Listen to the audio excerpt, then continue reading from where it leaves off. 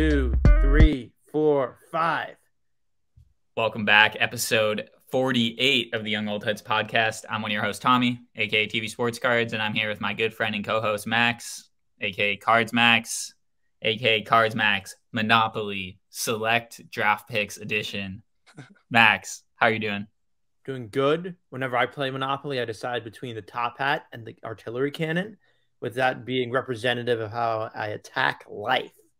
Well, Max, we are very lucky to be joined today with a second-time guest on the podcast, Mitch, at IMO Mitch Cards, right? Yeah.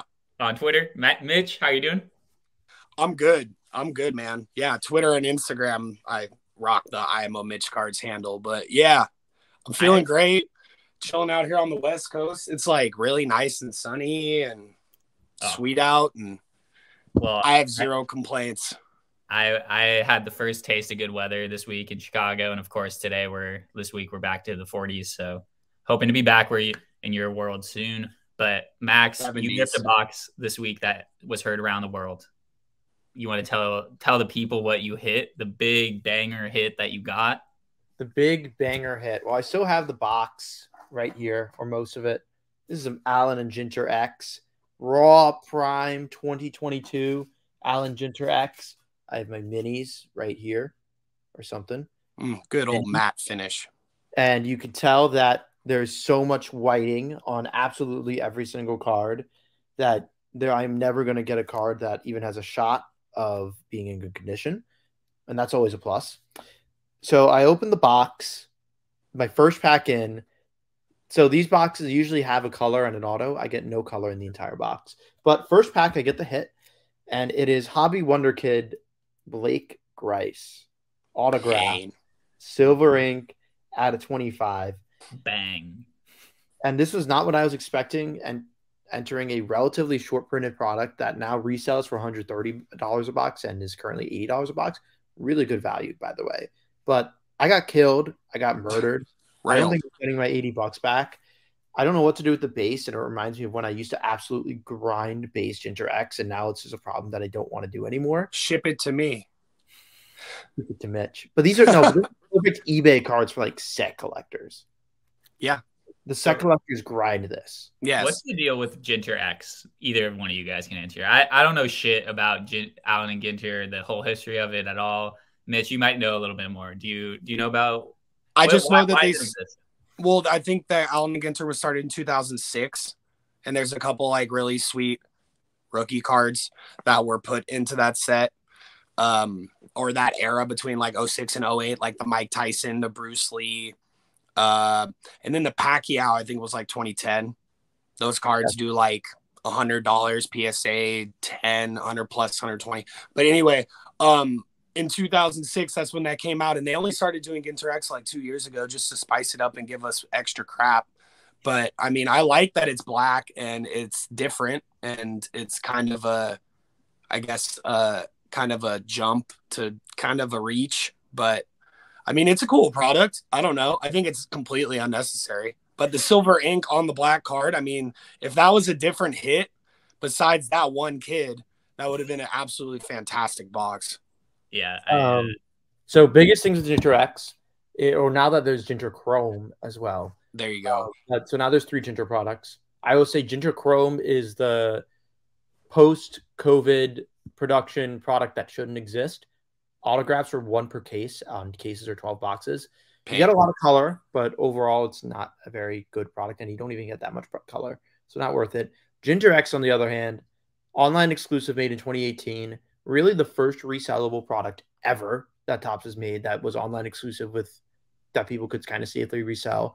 Biggest thing is that it is a guaranteed autograph per box, which is not the case in normal Ginter. Normal Ginter is 1 relic or 1 autograph per box. And it's a white napkin. But yeah, and it's a white napkin, and you're never going to get ink. So getting guaranteed ink is really cool.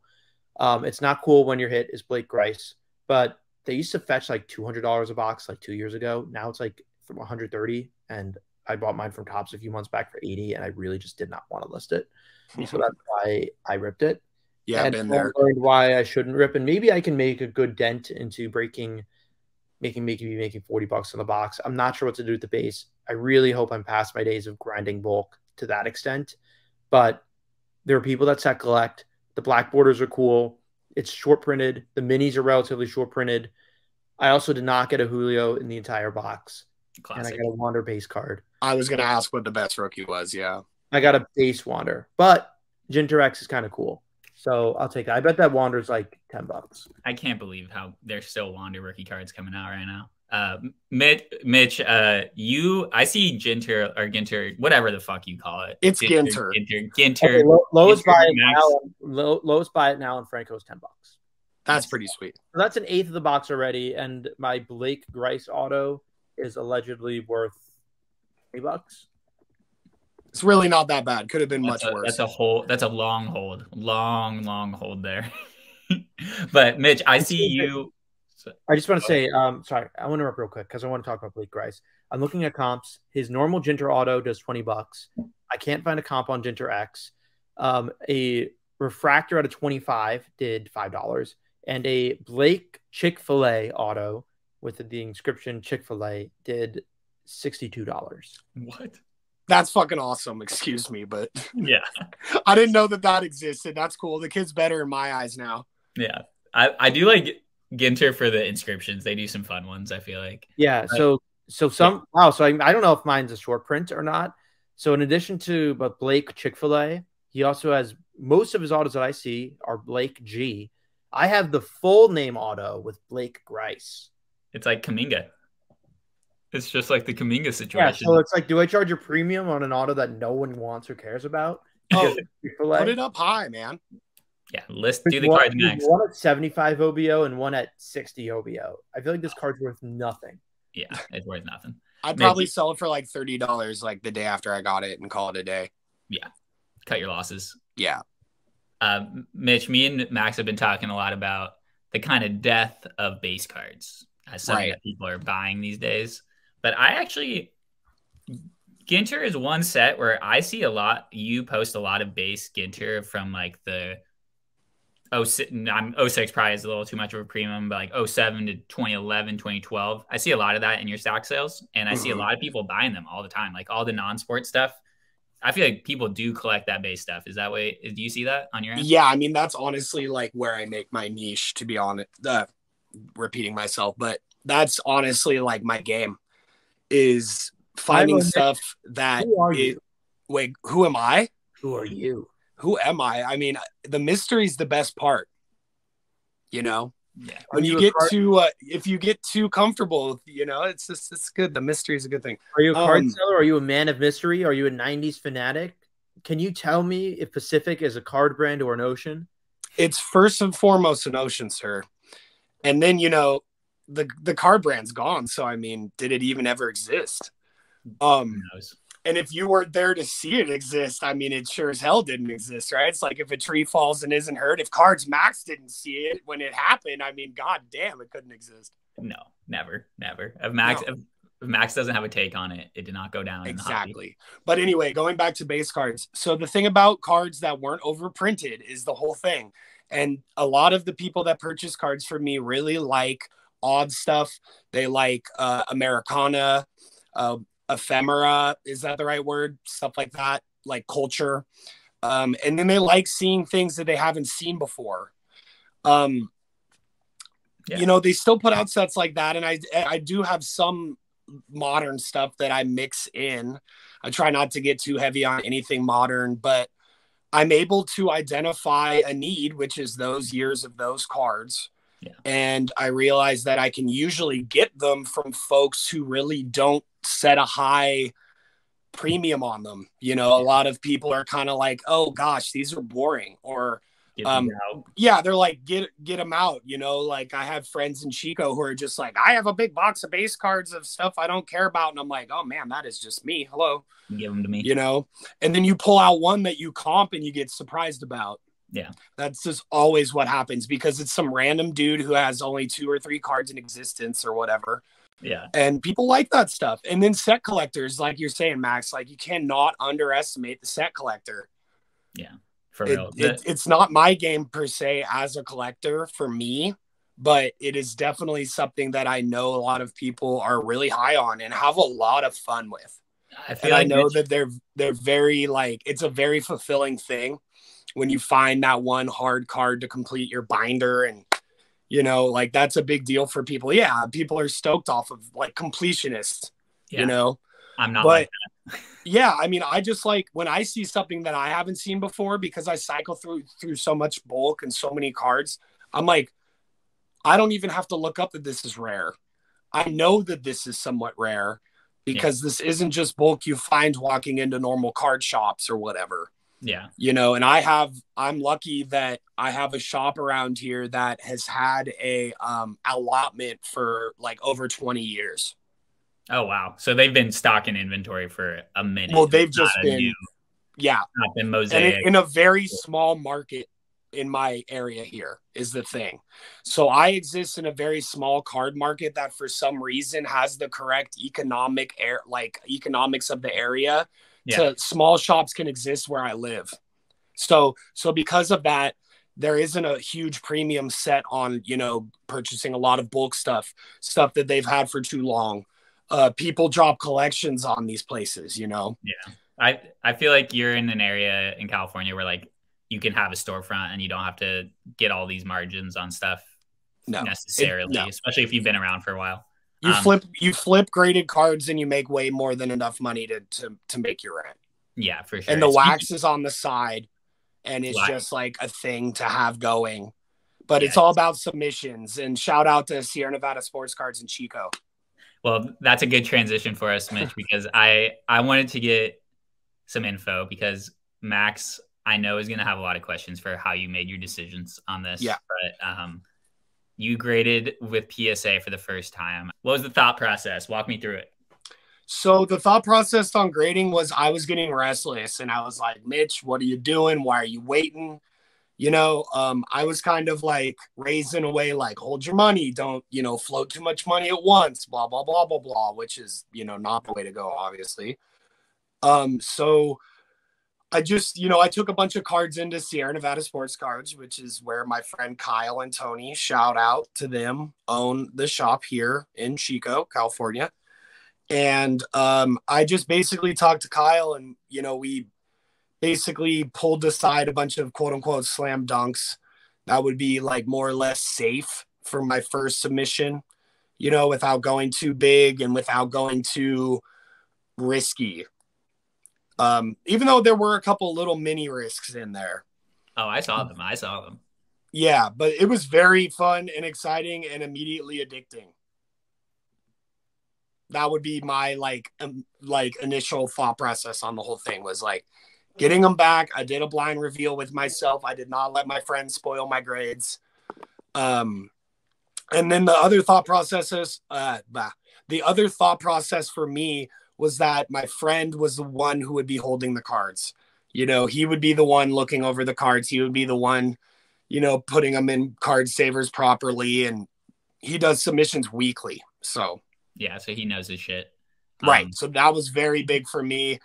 I've had so many people be like, mail me your cards. I'll clean them up. I'll send them in. And I have a lot of people that I definitely trust, through Twitter. Absolutely. But the thing would be is from where I come from and the way I was raised, I have so much trouble doing consignment, anything, having any kind of responsibility, having any possible way for things to get fudged up, One less way for things to get messed up. Yeah, exactly. Yeah. I submitted my first cards with Max, our boy here. Right. Max, what questions do you have for Mitch about his thought process here with his first submission? What cards did you send out? And what kind of cards? I sent out a total of 12 cards. Initially, it was 14. My friend Kyle caught 2 cards and was like, let me show you, these shouldn't go. One of those was a Bowman Chrome Green Refractor Lindor rookie, which is like almost compless, that I bought from a friend, and that got sent back because it has a dimple. Is that USA or is that Indians? Indians. Okay. Yeah. And then the other card that came back was my Cade Cunningham Teal Explosion, because it had a print error or liney thingy that a lot of those hoops, Classic Right. Canadian. And then, so the other thing that you would want to know, the 12 were 3 Clayton Kershaw update rookies that I pulled personally back then, that I've just been sitting on. I sent a Verlander, true draft pick rookie. I sent a Prism 2012 Trout, not USA, the Angels one, which was a wild card because I bought it from my friend. Shout out Josh, some dude I met on Craigslist who's now my friend. And then I sent my Bowman paper Trout rookie that I pulled personally and then had in a binder for 15 years. And no, for real. And it came back a 9, which was crazy. Wow. And then, gosh, what else was there? What am I missing, Tommy? You didn't send in any vintage? None of your vintage went in? Not yet. Recently it did. Oh, so not the first one. My recent one it did. But then there was the big one, I'm sorry, was the Cal Ripken 82 traded, which, as you know, in a Gem 10 is like a 4K card. So I was extremely excited about that because I pulled it out of the box that my dad was keeping for 40 years or whatever. And it came back a 9. And I immediately sold it because I was pissed. But anyway, I think that's it. I think that was the 12. I don't know if I'm missing 1 or 2. They might pop into my head, but no, yeah. Those are it was fun to see. And especially since when we first started talking about cards, Mitch, you were very much like, I'm going to wait until 20 years from now to grade my cards. So once I saw that, I was like, Mitch is up to some shit here. I want to hear what's up. But yeah. My favorite one was the update. I saw you got a 10 on one of your Kershaw update rookies. So my friend is awesome, and he stacked them, and one 8'd, one 9'd, and one 10'd. So I was really happy about that. That was his thought to do, so I was really stoked about that. And then the other 10 was the Prism. So I only got 2 10s, but I only got 1 8, I believe, which was the Trout Green 2015 retail hanger exclusive or something like that. You pulled that recently, right? Yeah, I bought that. I think I bought those packs like a year ago. Pulled it by hand, and supposedly those colors from those years on paper are like all 8s. Max, do you see that too? The like 2014-15 parallels from Flagship. Do you see them being hard to grade? I feel like I rarely see graded cards from that era. Well, first of all, a lot of them aren't high enough in value to be graded. And that one was a stretch for me. That one's probably the one that's worth the least raw. And I don't know. I just kind of I kind of was just like, I don't know, fudge it. It's Trout.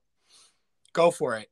But that was my one kind of wild card, I guess. But I like cards from that era. And I was told by somebody on Twitter, like, dude, those grade terribly. So I actually wasn't that bummed about how it all worked out. That makes sense. Yeah. So it was an easy sub because I made my money back so quick or whatever, but go on. Yeah. Max, did you, have you ever graded a Kershaw update, Max? We've talked about that card before. I've never graded one, have owned a 10. It was cool. Yeah. We love the refractor, the chrome refractor of him, that card, the hobby exclusive chrome update 2008 was a pretty big one. Did he have a red hot rookie thing? No, I love the red hot rookies though. Did he not? No. He might have, dude. I'm tripping. I think he did. I think he did. And I want that one. I've seen that one. And I think there's an auto one too, which would be really cool. But I like Kershaw. I have a bunch of his odd rookies. Did have a red hot. Probably going to grade at some point down the line. But, sorry. Go ahead. No, I'm fucked. Yeah, Tommy get fucked. He did have a red hot. Yeah. It was, yeah. I don't know how was that set distributed? It was like, so I actually got a red hot rookie redemption that I pulled, and it ended up it was Brett Wallace. No, but how'd it go? You just mailed in the redemption? Yeah, it was like a mail-in. Damn. Or maybe not. It might have been during that the thing where in 2010 that you would get the code cards and you would poke them into the website. Do you remember that, dude? Yeah, I vaguely remember that. Is that the Diamond Anniversary thing? Yeah, it was like but that was 08. So that was 08 though. So it was probably a send back, send in kind of thing. I think I sent the actual card in and they sent me the Brett Wallace. I sold it a couple of years ago. Yeah. But I think that's how that worked. But go on. I'm always fascinated by the different ways that Topps has like distributed cards, like all that shit. Like especially the early days of the internet. Yeah, in the early days of those cards, you would scratch them off too hard, and you'd have to like send them in by hand because you messed up the code. But in 2003 Topps, they had these mini cards. You know about the mini? I don't know what they were inserted in. Probably just normal flagship packs. And on the back, they had a scratch off game. And I have a bunch of those things that were scratched off from back in the day. I don't know what you I do remember that. I don't know what I think you I remember that. Yeah. Go on, Max. What were you gonna say? I love the 2014 Power Producers and how you could get like a full parallel set. Never got it, but it seemed cool. Yeah, I don't think I've ever had that. Yeah. But yeah, about the grading process, man. I'm curious what else you have to say about that. I think I'm more interested in hearing what you're sending on your second one, because it seems like you kept things pretty safe with these like iconic normal rookie card, Topps rookie cards. That's all super safe. Super safe. How are you taking risks with your second one? So the thing was, first of all, I'm a little displeased that I took so long to send another one in because I'm breaking the rhythm. You know, I've kind of realized that you kind of got to get a rhythm going with that so you can keep them going in and keep them going out. Because I kept 5 of the slabs, you know, that I'm long holding. So the thing was about the next sub is I wanted to take a couple more chances whilst also having home run hitters that can pay for the sub, or, you know, if a certain card comes back in a really high grade, I would get rid of it. So I sent 2 mantles in. One is the triple combo card. I want to say from like 68 or something, or no, I don't know. Maybe before that. I can't recall, but it was a triple combo. It might have been the Maze Mantle Killebrew. Yeah, I know the Killebrew one. The Killebrew. I think that's what I think. Yeah. And then another one was like a late 60s mantle, but it was like decently clean. And then I sent in a Ricky Henderson rookie, which is kind of one of those cards that if it comes back, you know, a 9 or a 10 is like, you know, going to do quite well for me. And then I sent in, I think 6. There you go. Nice. Very good. Yes. Iconic. I sent in 6 Upper Deck Griffey rookies.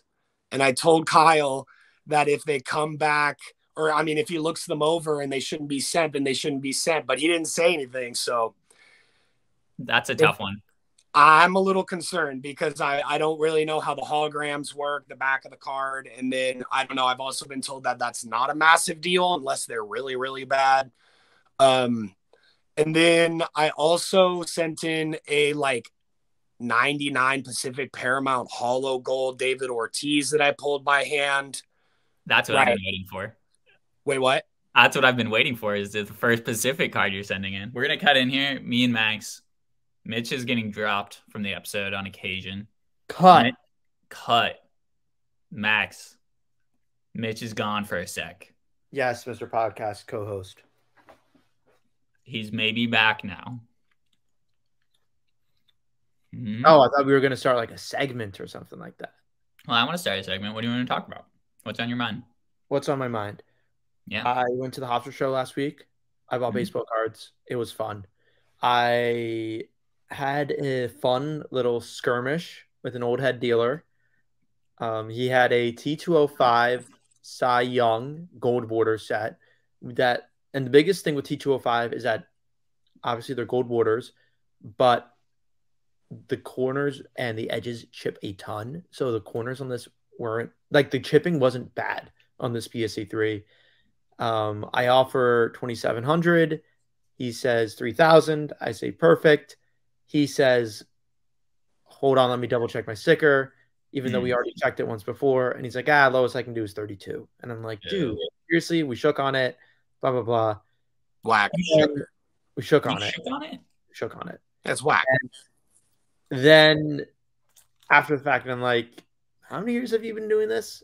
And he's like, 50. And I'm like, you're telling me we shook on it and we don't have a deal? That's not good. And he's like, look, I forgot. I'm 79. I can only do so much. And I'm like, okay. I took it as genuine that I guess he didn't realize he was stickered at 3,600 and he didn't need to go as low as 3,000. But felt bad. I mean, I felt bad both because I lost the deal that happened and I wasn't going to climb out of 3,200 just out of principle. And that, look, he's a 79-year-old man. I can't beat the guy up. It's a tough one.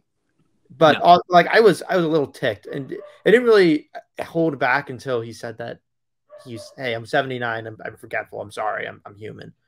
And I'm like, okay. But you have like $1 million worth of inventory at this table. Come on, man. What's the 200? But also, like, I am understanding.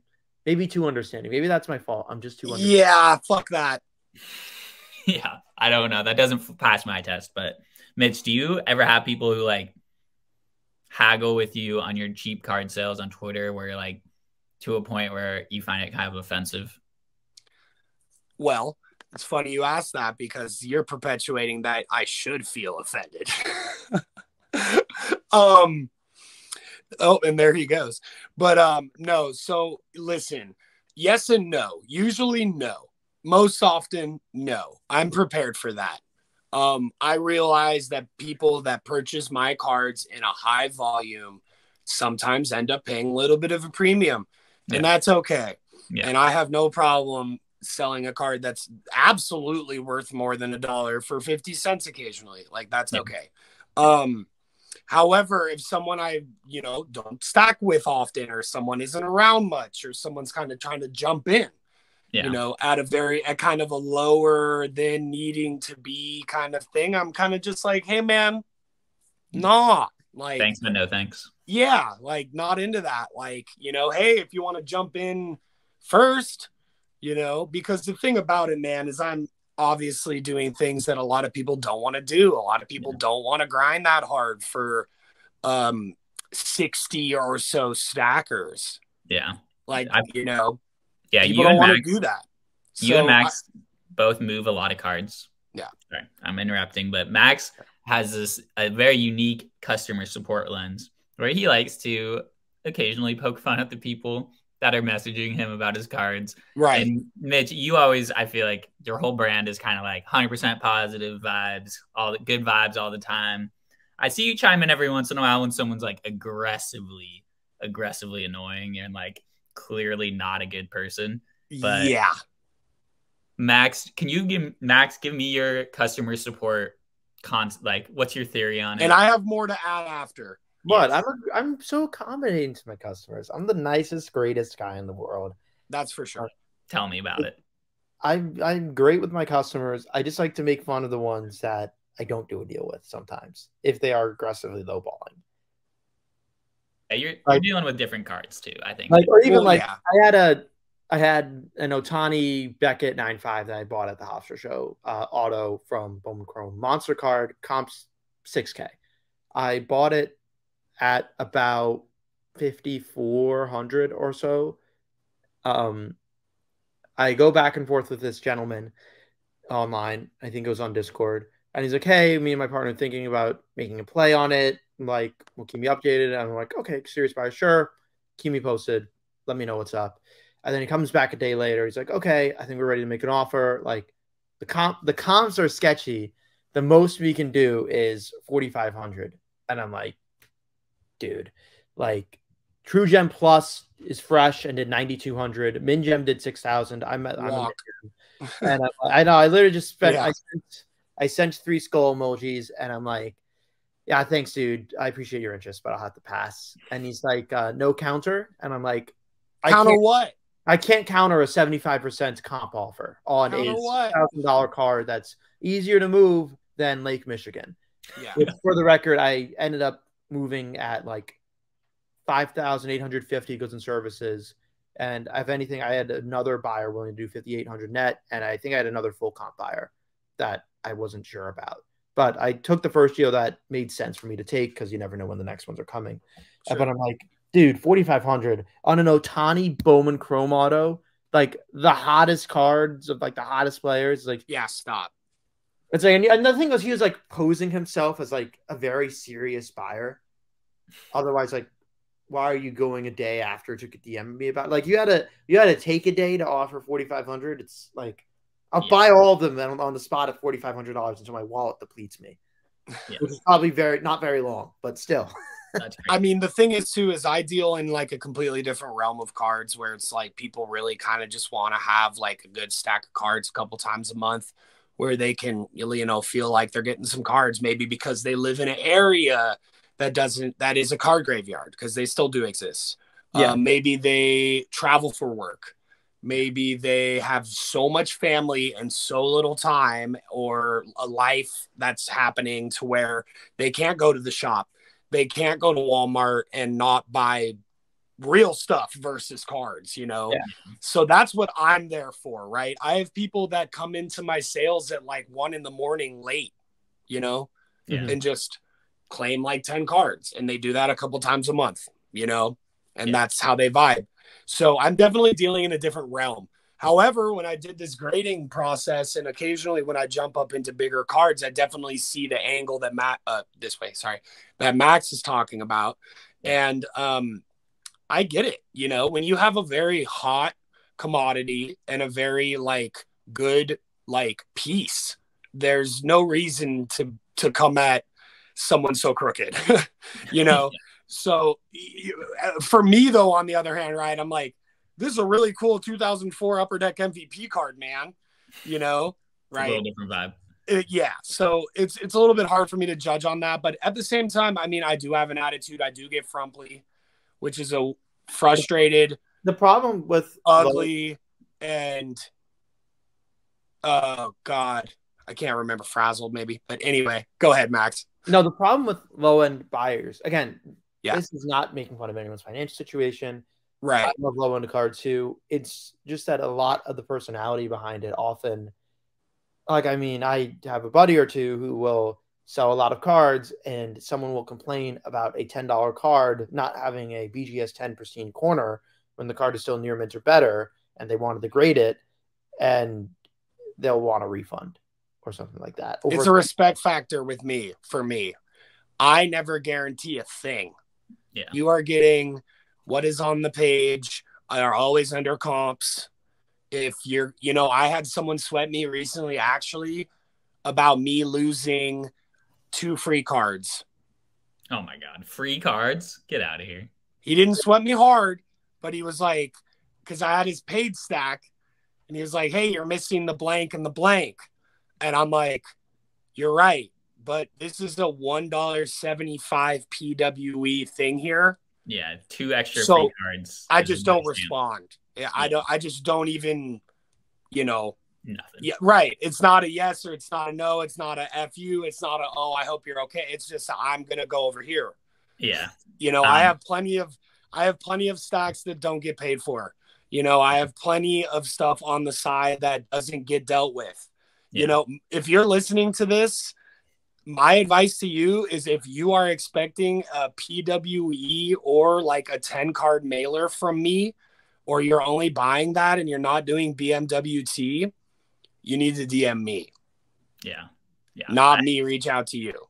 Unfortunately, that's just how it is, because of time and space and energy. Yeah. And I'm sure you can understand. Yeah. I mean, when you're doing stack sales with thousands of cards like you do, to search through that whole stack just to find a $1.50 PWE, it's usually just not worth it. I put them aside, but then they get. Yeah. Shit happens. Right. Life. Shit's happening in the card industry right now, and I really want to talk to you guys both about it, because Mitch, we bond over the fact that we love the competition era, as I like to refer to the. I love that. The post-strike competition, Y2K, etc. era. Yeah, yeah, exactly. That everything that has to go with that. But Fanatics has been hiring up employees of Panini. Yes. I've heard upwards of 8 employees poaching from Panini have been going over to Fanatics. That raises red flags to me right off the bat. Was not a fan of how Panini operates, with their lack of transparency with odds, with their tough quality control, their love of Monopoly games. Max, have you been following this? Before I throw it to Mitch, have you been following this news? I have been following it. I don't know the specifics. I think Monopoly's fun. I think it's fun too. I think it's a good idea. It's not cards, but it's cards, and it's in a different area, and I'm down. But go on. Oh my God, I am not down. But think about it like this: I'm not going to buy it. The Monopoly cards are in the board game section. Right. That's what I'm saying. They're not in trading cards. Right. So poachable. It's an attempt to circumvent and still be able to make NBA cards. Oh, you think long term they're going to be? Oh. Wow. They're going to go back into the games. Panini's always been a sticker company, dude. They're going to go back into like, we make sticker packs. You watch. I'm interested by that, actually. So just as a way of them still being able to make products with NBA, because like what they're never saying it's, or to my understanding, I don't know if they're saying it's a collectible card game. They're just saying, hey, these are booster packs. That's how Classic Games got their license in 1987 or something like that, because they called it a board game. That's how Donruss and Fleer got licenses, because they were stickers. They were not cards first. Interesting. I did not know about this. Wow. And Pacific Brand got their license because they promised to do Spanish language cards. So he's very right that it very well might be their niche to get continued, place in the market. Although I don't know. I don't know anything. Good speculation. That's later in the show, right? Are we doing that later in the show? No, this is later in the show. Perfect. Like this is like just from my understanding of like what it could possibly be. Interesting, because what I heard rumors of last year was that Panini was going to get bought out by Fanatics, that Fanatics was going to get all the licenses under their roof as soon as possible. And I heard that there was lawyers on the case. They were finalizing the details, dotting the I's, crossing the T's on the deal. And now it's been a year and a half since those rumors first started. And we're at this point now where there's lawsuits from Panini to Fanatics about poaching their employees, which is kind of crazy. There are lawsuits. Yeah, I saw it on some Instagram account was posting about it. And it just blows my mind that like a deal like that in an industry with how much money's at stake for Fanatics in this and their investment into everything that's going on. Like Fanatics is investing billions of dollars and they can't buy out Panini. There's some shenanigans going on there. I'm calling shenanigans. I think Panini is going to go down firing. So that's why, Max, your thought about the board game aspect of Monopoly really hit with me, because I feel like that they might be trying to fight dirty for the next few years. And I'm kind of down with that to see what they're going to be throwing out there. Look, a competition is good, but many brands isn't good because no one really cares about Panini baseball. I love to say it. Actually, I don't hate to say it. So, but what is Panini doing with the Monopoly stuff? I don't know. Yeah, just another Prism parallel nonsense shit. But pick me. Mitch loves Panini. Bro, competition, period. All the brands, period. Yeah. I'm sorry. This whole dude, everybody should be making cards. I completely and utterly disagree with that take. I think that the more the merrier. Bro, 2002, post-serial cards. Tommy remembers. I do. Okay? That is how you get kids into cards. Yeah. You get people into cards by putting cards in untraditional senses. Yeah. Here's the thing. I think we're hearing a lot of voices from people who got into the card world in 2020 during COVID boom. They will not accept a product that does not offer any way of making a product or making a profit, excuse me. If you can't make a profit on the product and a sealed wax capacity, then that's a trash product, or overprinted is a common word that I hear for people who are upset that they can't make a profit on a product. And I will voice my issues with overprinting in certain situations, but I agree that in general, we need to, like, if you really want to grow the hobby 10x, as Fanatics likes to say, you're going to have to put cards in really weird places. And like, I'm cool with the new shit. I don't know, Monopoly. I think it's really just my hatred for Panini and their like shady business style, and like just everything is shady with them to me. They've earned it. Yeah, absolutely. And I had a famous rant where I said that, the Backyard Breaks is breaking enough product to get the hits that they are supposedly getting loaded boxes from, which I still think is bullshit. I don't think the loaded boxes thing is where it's at. Yeah. But there's definitely supply issues with where Panini feels like they need to be sending product to. I know that for card shops, it's much harder to get a Panini license than a Topps license. It's like any industry, dude. There's so many built-in variables. Period. That's just how it's gonna go.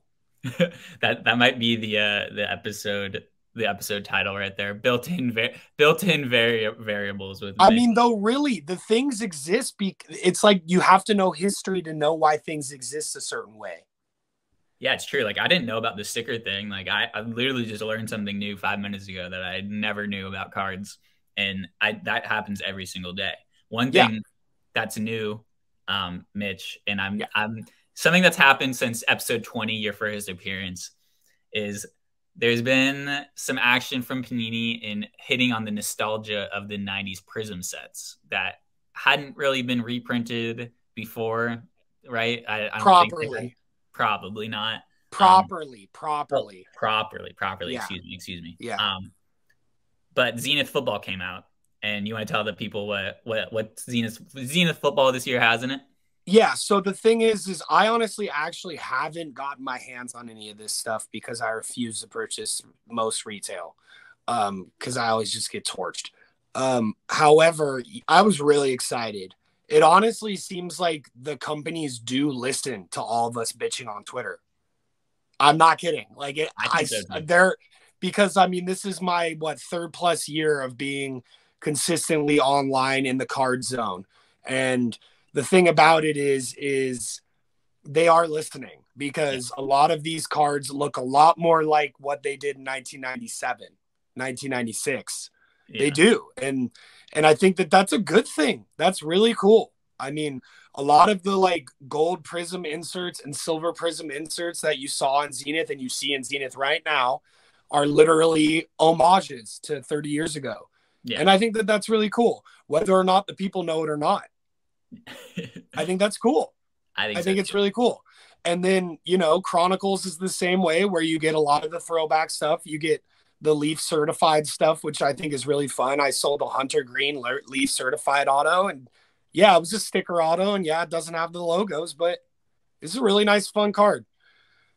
So, I mean, at least they're hitting on the nostalgia without the licenses in that sense. But football, I just don't have a team to get behind, and I don't buy much modern football. So what do you say, Max? You have like 5 teams in California to follow. Well, the Raiders dumped me, so I dumped them. Yeah. Oh wow, that's a rough breakup. Are the A's? What would happen, Mitch? If, not a sports analysis podcast, but what would happen if the A's moved? Realistically, so the thing is that is a whole nother episode. Yeah, I know. But the long of the short is I would quit the A's. Wow. Man. Yeah, you don't do that. But you would still PC, like what would you do with your collection though? It would go nowhere. I would PC Oakland A's. That'd actually make life probably easier for you to like stay focused on that. Yeah. Well, collecting modern A's players is buying cards to sell 2 years later. So yeah, exactly. Unless they get traded. Yeah, no, I mean the thing about it with the A's, man, is it's hard for me. My brother works for the team, so I know a lot of things, and it's just rough. They're doing that reverse boycott coming up, which I would love to put a little bit of a voice to, which is cool. Hopefully something happens. What is that? Can you explain what that is to the people? The reverse boycott is something planned by the Rooted in Oakland Twitter, I think. Yeah. And basically they're trying to pack the stadium on a night that would normally have about 3,000 fans in it. Yeah. And they're going to basically be like, hey, look, we do exist. Hey, look, we're not the issue here. Hey, look, we're abstaining from coming here except right now.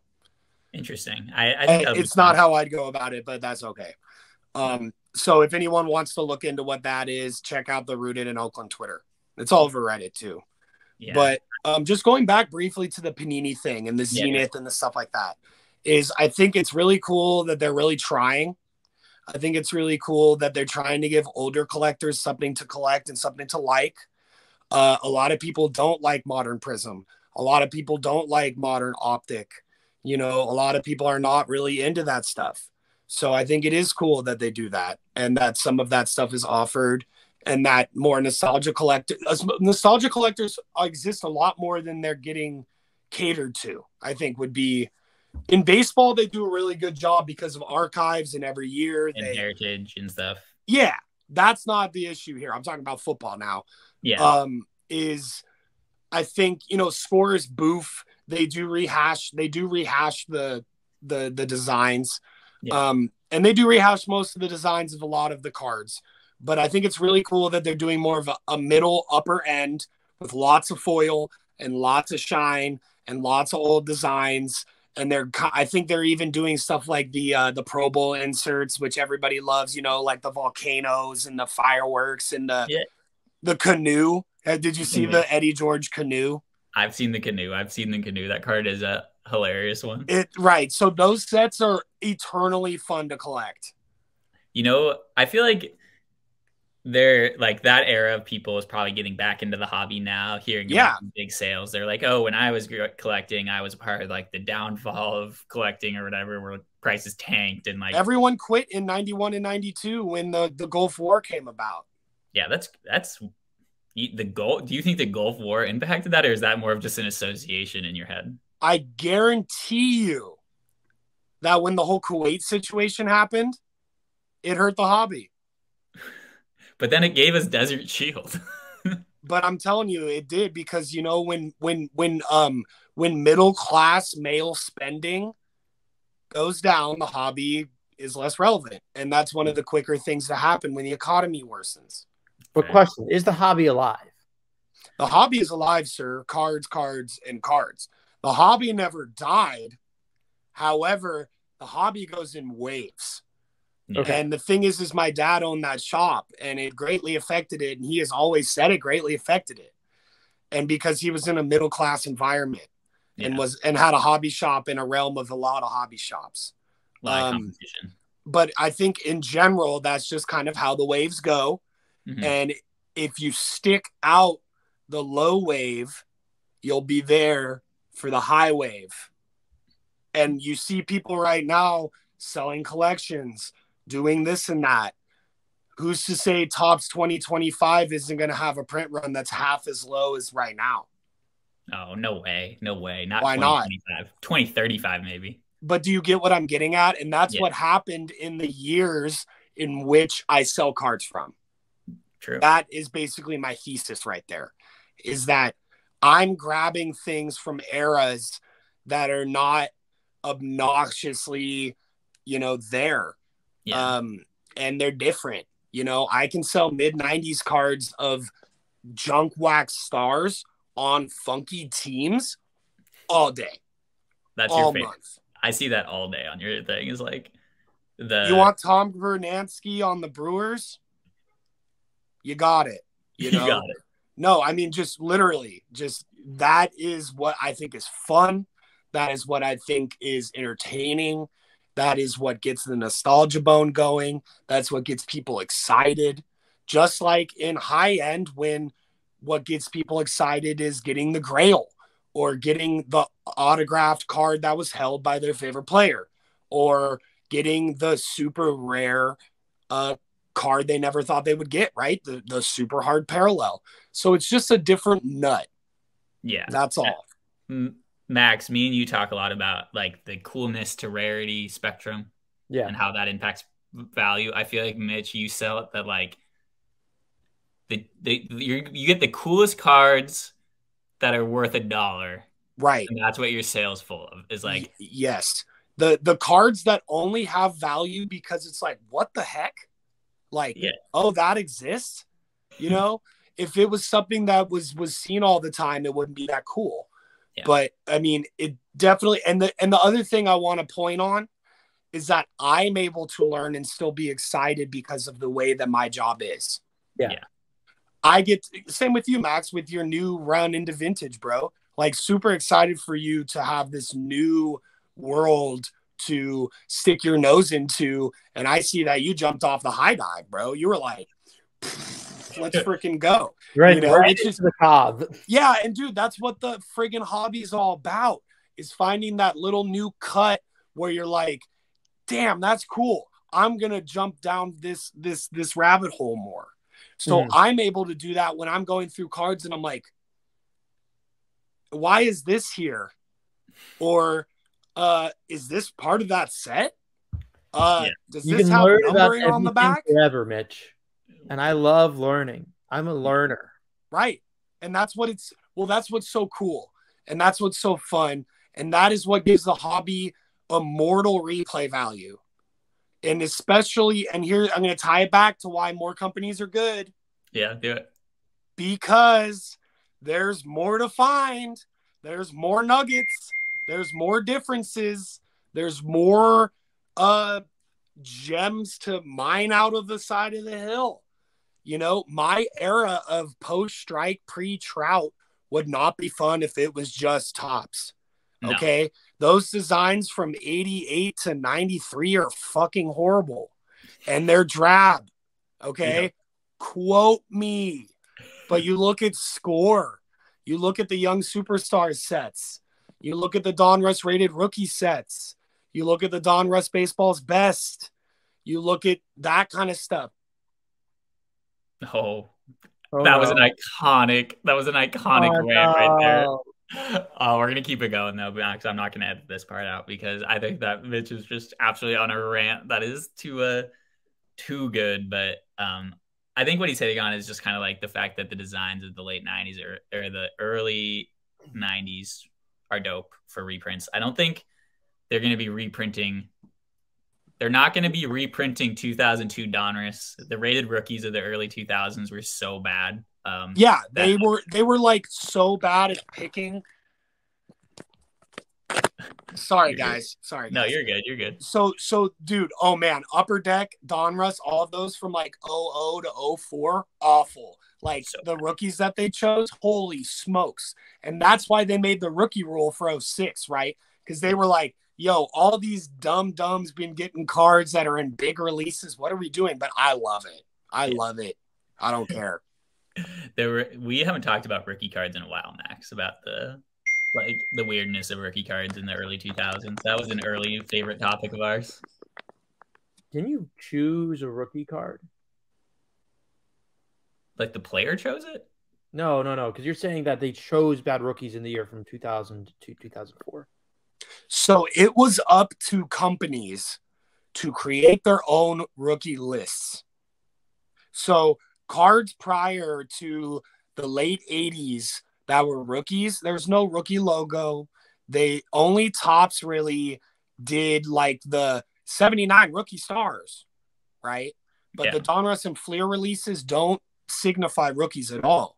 But when you get to the late part of that decade and even more of the companies came out and people started making the little box sets, right? The rookies, baseball's best, right? But they started marking rookies and it became kind of an industry norm, probably I'd want to say in like 91, 92, that kind of era. You know what I mean? Do you think the star rookie, I feel like the star rookie Griffey kind of probably also pushed that forward. No, it was literally it. You got it. Bingo. Upper Deck chose their star rookie set, which is the first 20 numbers, I believe, in the 89 Upper Deck iconic set. And they decided to make Junior number 1. They were the first ones to put him in a rookie set. Nobody else decided, and that's why he's in all these traded sets, right? Sure. So he was the first one to really like, and then everybody started picking him. And that's why the Pedro Martinez 91 Upper Deck update is the Pedro rookie, right? Yeah. That's why the like, what are the other examples? You know what I mean? Oh, 1989, Kurt Schilling got 1 card. The 89 Donruss, that's it. You know, it's weird stuff like that to where it was up to the company to choose. And that's why, you know, there's some other examples of players who, David Ortiz. Fleer was the only company in on David Ortiz in 1997. Every other company waited till 98. Fleer tradition has Johan Santana in 2000 traded, I think. Is a weird and one. So does Pacific Paramount traded. See, that's where I think Panini could have actually differentiated themselves. Like, Max, do you think that it would be good if Panini was like, you know what, fuck this, I'm going to put rated rookie on a guy that... Yeah, let's just put rated rookie on a Mike Trout 11th year card. See, he fucking hates this shit, and I love it. Yeah, he does. I absolutely love it. And the thing is they do that, Tommy. Last year, so Capstone, you know, that release that is like ugly to most people, but I love it. Of course, you love Capstone. Right. So, they have Summit autographs, which goes back to Pinnacle Summit back in like 95. Like, you know, that Griffey foil board that I have from Pinnacle Summit? I know about Pinnacle Summit. Come on. So they redid that in Capstone. They made Capstone like a Leaf Pacific release, and I love it. But what I'm getting at is they put Shea Langelier's rookie autos in 22 Capstone. Interesting. And his rookie is 2013 tops. 2023 tops? Yes, my brain doesn't work. No, 2023 tops. Can we get rid of white bordered base cards, by the way? It's so boring. No, that's the bane of the 2010s Topps flagship. You just want to grade cards well, bro. Are you kidding me? No. I like full bleed photos. No, borders are necessary. Not white ones every 5 years in a row. What borders do you prefer? Gold, always. No, but that's a parallel. But no, I love Topps black. No, look at 98 to 2000. And then in 01 and 02, right? The gold is actually gold, not bronze. So in 98 to 2000, those borders are bronze. You could make the parallel gold. We need to have more white borders. No, you just parallel collect, bro. It's boring. No, parallel collects add flair to. But we want to bring back the base card. What about the 2006 or 2005 Albert Pujols with 4 Hall of Famers in it? What about? I think the triple cards are dead. No. It's the one where Verlander's getting taken deep by Pujols. That's an iconic card. Yeah, and it's a base card, and it's worth like $5. Yeah, that's $5 whole. Yes. It's okay. Differing ethos is fun. We could have like a game show. No, we got to have like gold border supremacy. Yeah, dude. You cannot beat 99 tops and 2000 tops. But you can beat 2018 tops that has no borders at all, which I don't like, but it made the entire backdrop strong. 18, you said? 18. Yeah, 18. 18 is like a surfboard. It's stupid. Yeah, that's a weird one. Yeah, but 19 and 20 were pretty good. I just like, I imagine the 98 to 2000 cards with parallels. Cool. Very cool. I'm thinking it's cool. I know it's cool. What happened with like Topps Gold initially? I saw someone talking shit about like the early 90s Topps Gold. What is like, why are people so salty? Shout out to this guy because he was like, the early Topps Gold is like silver prisms of today. And I totally get what he's talking about because you get silver prisms, what, like 1 per pack? And you got Topps Gold 93s 1 per pack, right? I don't know. That's your No, you did. You got 1 per pack back then, like Score Gold Rush or Silver Sig Upper Decks. You see? So, I mean, he's right. He is right. But I'm a snob, so I was like, yo, nah, you're thinking about Pacific Paramount, which created the Pacific Silver Parallel, which is now Pacific Silver Prisms. The silver prism. Right. So the thing is they were inserted a lot less back then, though. So it's actually not the same. So he's actually right. I'm just an ass. He was actually right. You just like to educate people, I feel like, Mitch, when yeah. No, I'm basically 50, even though I'm 31. You're the old head here of the podcast. You're the oldest guest, I think, that we've had. Wow, no way. That's impressive. Seriously? I think so. 31. Wow. Okay. Well, I appreciate you guys so much for having me on and listening to my bull. I know Max's like ears were fuming. Oh, only a little bit. Exactly. Gosh, I'm trying to even remember. I didn't even finish talking about my newest sub and like what cards I subbed. You're good. We never finish a conversation on this podcast. Every conversation gets sidetracked into something else that ends up being just as fun and interesting. I think we do need to close it up, though, Mitch. I do want to hear about cards, maybe some random shit you bought recently, traded for. Yeah. So I opened some mail today. Let's hear it. And I had this 2000 Bowman Chrome Gold Refractor Barry Zito PSA 9 in it. Who sent me that? No way. And a Jim Thome 99 like Prism Hollow foil. That was a banger. Oh, what's that? That looked cool. But dude, Tommy, thank you for the sick mail, bro. Oh, I'm glad you got it. I haven't even posted about it because I got it today. I didn't know if it was gonna get there in time for the pod, but I'm glad. No, I have to space my posting. You have to be smart about how you Twitter holler at the homies. The other card I got today, which I was really stoked about, which is the one I'll talk about, and then I'll hand it off to you guys. This is my coolest pickup of the week, besides the stuff you just gave me. 2006 Flair Showcase Legacy Blue Frank Thomas in an A's uniform. Oh. So here's the thing. We all know the legacies from the late 90s, right? From Flair Showcase. No. Oh, well, they're all like out of either like 100 or 75, and they're very, very popular with the football people. I seen that from that one dude who posts all those like rare ass football. Yeah, Roro Weber or something. Yeah. Yeah, so basically it's the original Mojo print on those. But these legacies are when Upper Deck took over the Flair brand, Fleer brand. Yeah. So in 05, Upper Deck took over the Flair brand, right? So you know that all 06 Fleer stuff is Upper Deck. It says UDC on the back. So 2006 Flair Showcase is actually an Upper Deck release. And I believe that it was the first and either only time, or maybe one of the only handful of times, that they actually put out Flair Showcase. And that was Frank Thomas's last great year. And we know he did it as an A, and he led us to the ALCS. And that was our best season ever since the Bash Bros. And it's out of 150, and it's green. They did blues and they did greens. And I learned about this set because I picked this card up, and I think that it's very cool. And it's only a $5 card. Yeah. And he's a Hall of Famer. So I think that, very undervalued, very weird, because it's not truly Flair. It's Upper Deck.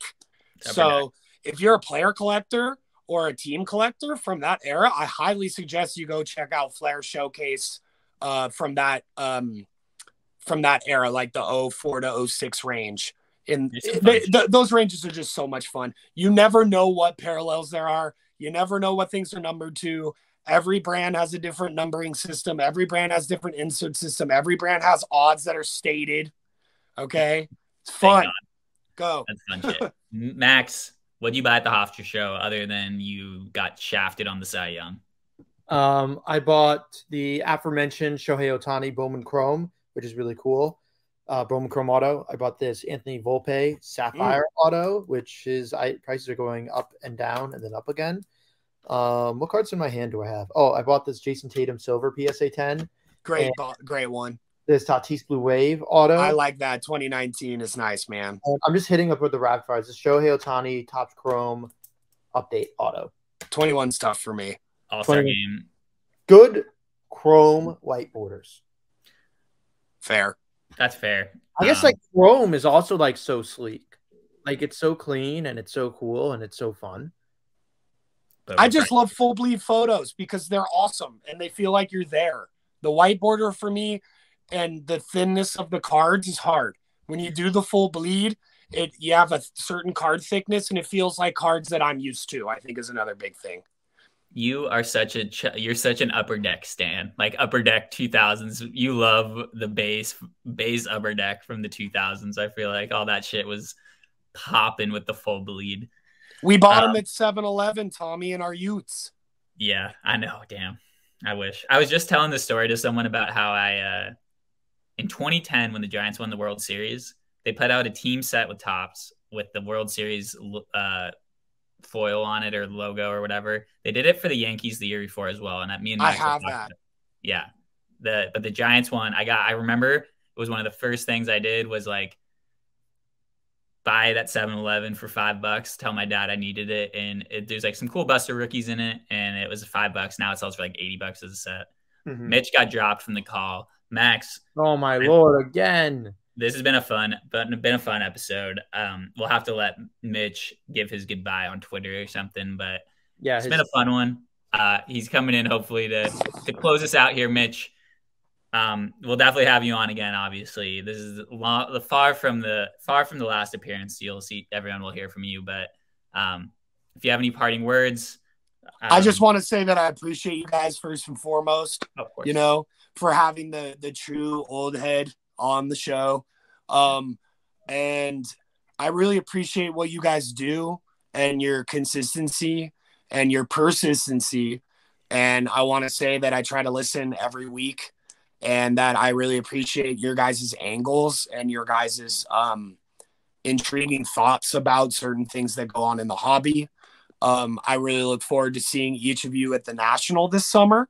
Let's go. Yeah. I'm going to be excited. I'm going to be walking around with the shirt on that says my name so everyone can know I'm there. Let's go. But I am eternally grateful to Card Twitter. And I want everybody to consistently realize and know that we have something like super special on there. 100%. And I think that that is kind of like the whole angle that I want to continue to run with, is that, you know, I've had a lot of people tell me, hey, thank you. Hey, I appreciate that you do this. Hey, this and that and the other thing. And for a while, I'm kind of like, why? Like, I'm just some dude with some cardboard, you know? But I want to put it out there that I feel the same way. You know, it helps me. It's nice. It's good to talk to people. It's good to socialize. It's nice to not see politics on my feed. It's nice to not worry about what is going on out there. You know, you can get on, you can scroll cardboard, you can feel okay. You know, a lot of things on the internet are like not okay. You know, and a lot of things in a lot of people's lives are not okay. Yeah. So it's really great that we have this outlet. So let's continue to put each other up and push each other up and be there for each other, right? And continue to make this space fun and cool and informative, you know? Yeah.